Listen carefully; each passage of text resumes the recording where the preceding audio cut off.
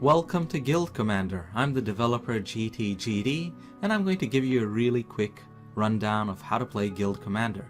So what I want to do is to send these guild members out to these provinces to improve the status of these provinces, to improve the security values.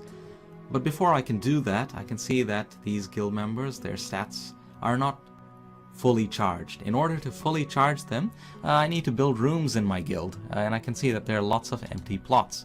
Different plots will allow you to build different rooms, and different rooms allow you to recharge different stats.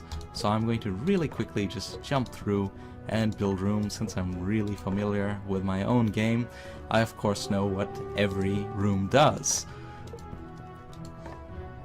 Alright, almost done there. Put in a few bedrooms for energy. Okay. And my stats are recharging. Now of course, as a new player, you'll need to have some time to get used to the UI, so I recommend that you use the pause button to pause or unpause the time. As for me, I'll let it keep going. Alright, so where do I send a guild member? If I hover over their stats, I can get a pretty good idea of where this guild member is probably suited. And over time, as I continue to send them out, this contribution sheet will get filled out, and that'll give me a clear-cut understanding of where this guild member is most suited. Now there is something else to understand, is that as you select provinces, you can see that there'll be a way for more time, or there's more expenditure, because these guilds further down, these provinces further down the list, they're further away and they're more expensive to deploy to. Also, it's harder for your guild member to overcome the security value in those provinces. Here's my weekly report. It's just showing me how much my gold has been flowing and which way this week. Alright. I reckon that this soldier will be more suited to Living Isle, where there's currently an alert condition. So I'm just going to deploy him there. And I can see now his daily contribution value and the gold that he's earning. You'll understand how good a figure that is as you continue to play the game. As for this guy, he's a nerd, so he's really good in peaceful situations. So I'll send him to King's Home, and you can see his really high contribution value versus the soldiers. And of course, the different classes of guild member are configured with different stat orientations. Alright, so if I go over to my reception, I can see that there's a hero to sign up, and I might as well just take this guy, because I need to send out as many of them as I can to earn quest gold and, more importantly, rank, so that I can start to build trade guilds. So trade guilds are your main source of income. Once you have enough rank, you can establish a trade guild. The better the status of the province, the cheaper it is to establish that trade guild, and the more gold you'll earn from that trade guild as well. You can also install training programs in your guild, which will add a stat bonus to all of your guild members, and it's available for these 4 stats.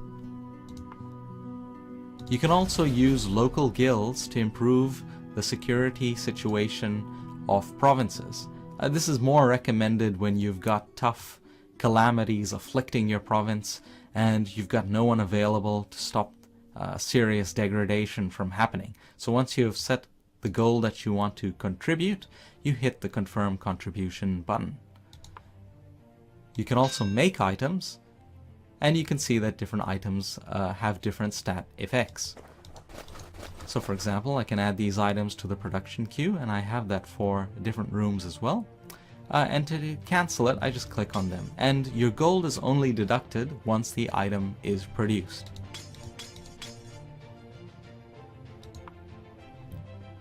Now, I find that my gold is draining really fast.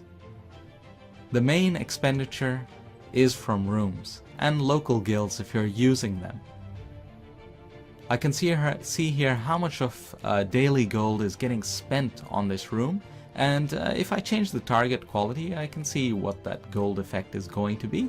Now, this quality here has an effect on how quickly your guild member stats charge up. I think I should point out to you that if you've got lots of guild members all with a drained stat, a particular stat, then you'll notice that that stat recharges really slowly because they're all drawing from that same pool. It's getting distributed amongst all of them. But if you have what you'll notice is that when that stat is fully charged on a number of them, it'll recharge much more quickly than on any other guild members who have it only partially filled. So anyway, what I was showing you was that this is a way for you to set your target quality of your rooms. It can be a little tedious, so if you don't want to do that, you can use this universal room target quality bar and just set the target quality and hit apply, and now all of your rooms will have that target quality. And that's a great way to reduce your expenditure, or really just pump up that bar when you have enough gold to do so. Alright, that's pretty much the basics of how to play Guild Commander. I'll leave the rest up to you. Thank you.